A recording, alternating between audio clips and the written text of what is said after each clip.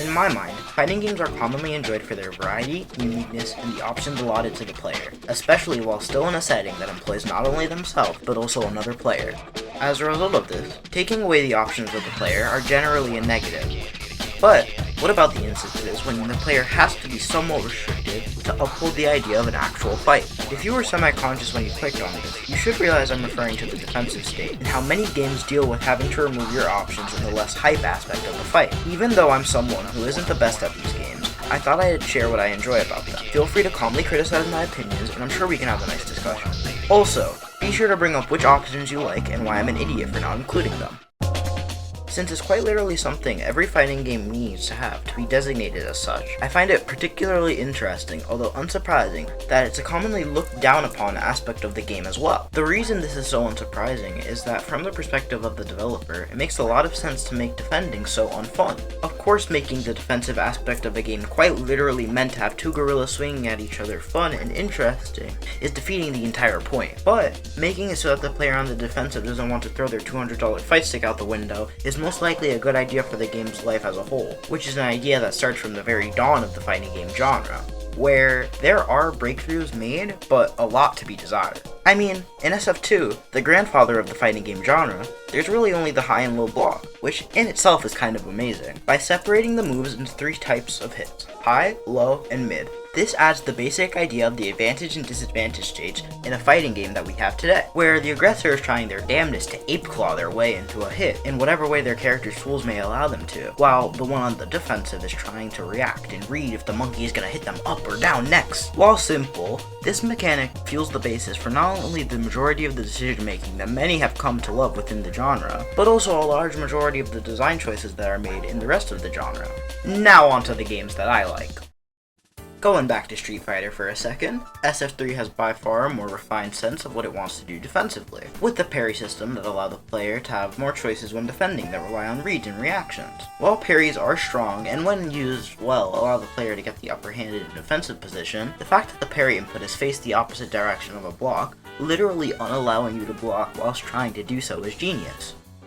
In order to try to get a parry and potentially turn the tides of the interaction, you need to not only recognize a situation in which it would be beneficial, but you also need to gamble with your life bar in order to get the reward that you might desperately need. I mean, look at the most popular clip in fighting game history.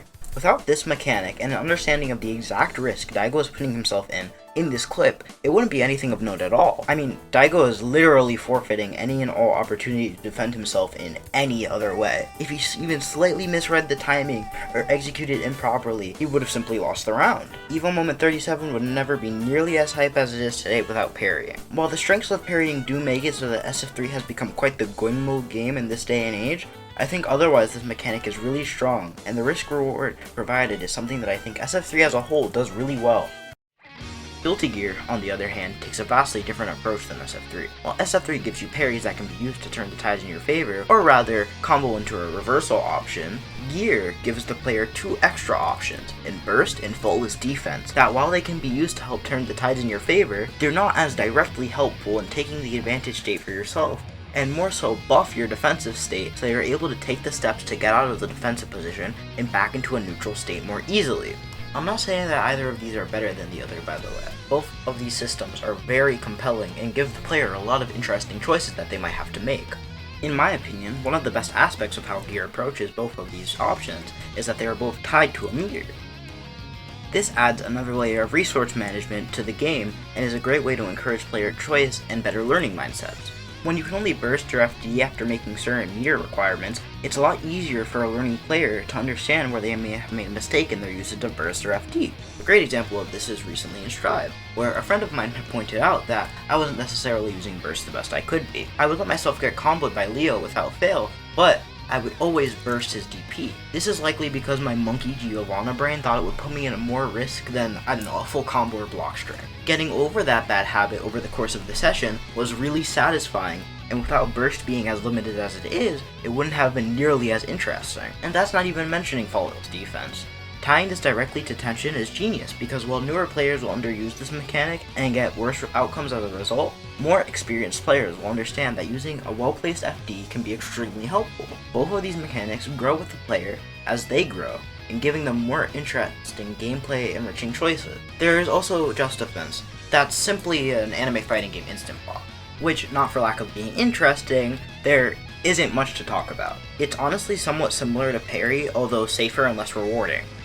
I don't know, it allows the defender to potentially punish more things on block, but other than that, there isn't much for me to say about it that comes to my mind.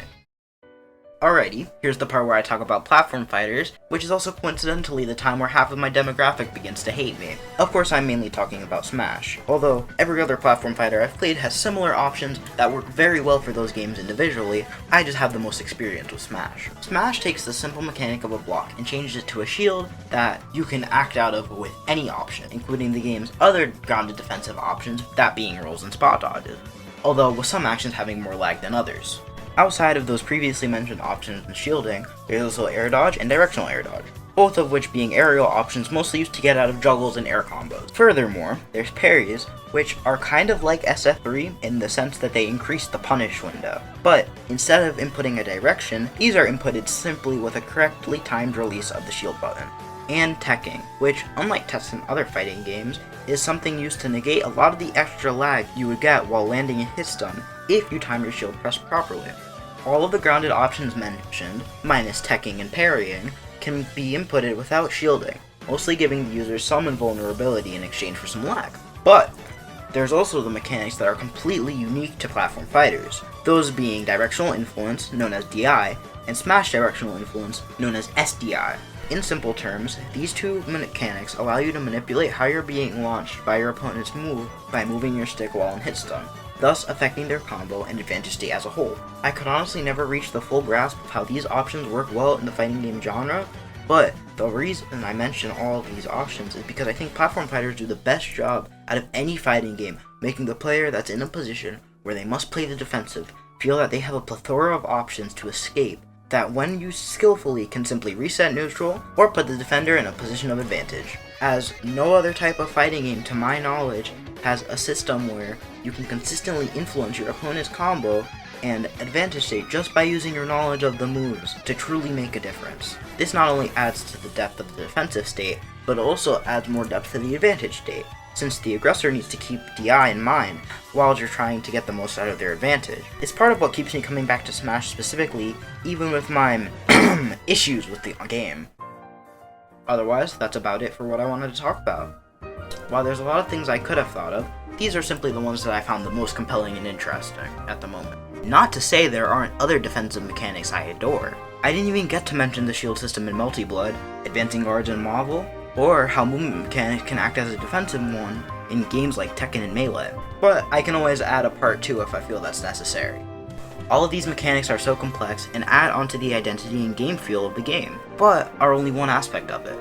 So, if none of these things really appeal to you, as much as monkey slamming your Xbox 360 controller into your opponent at all times, that's perfectly fine. I only wanted to shine a light on what I feel is the less glamorous, but just as important side of fighting games. Special thanks to everyone who supported me ever, my friends that helped me film footage for this, as well as proofread my dumbass script, and the FGC as a whole for introducing me to something that I hold very dearly. Thanks for listening. See you, nerds.